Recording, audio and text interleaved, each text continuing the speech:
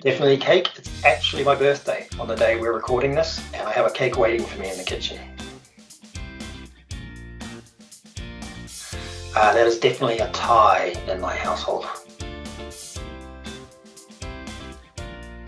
Well, I grew up as an MJ fan. I had a pair of Jordan 6s while I was a teenager, but Upshot is an evidence-based organization, so I have to go with the evidence because it supports LeBron. I have absolutely no idea. My youngest daughter is left-footed, so I think I have to go with Messi. I'm definitely a sunset person for sure. You don't want me in the mornings.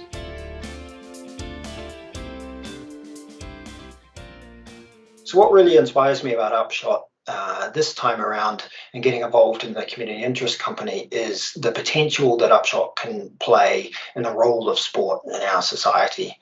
I think we need to push past the assumptions behind the good that sport does and really evidence that. Really put our money where our mouth is and walk the talk and all of that. And really that's what Upshot enables you to do. So I've seen a real growth in my organization when we started to really evidence the impact we make and went beyond just our own assumptions.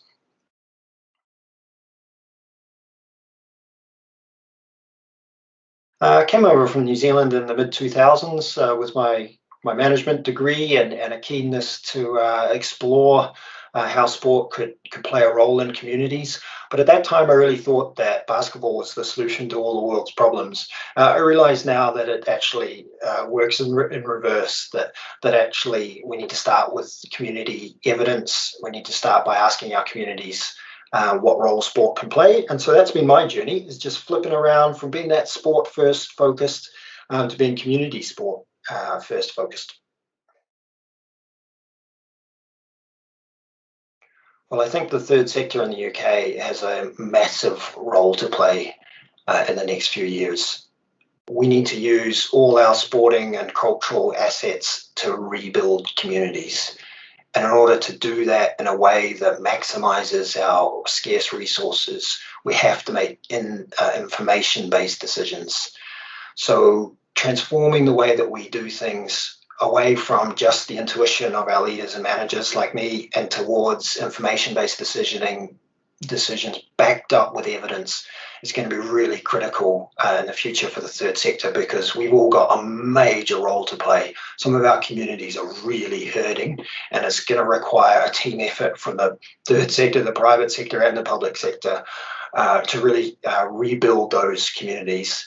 And I'm really optimistic about the role that the third sector can play, because local organizations can understand community need. They're on the ground working with local people. And if they create evidence for what they do, then that supports the development of resources. And when those resources come in, they're given to people on the ground who understand local issues, then we can start to really have an impact in our communities.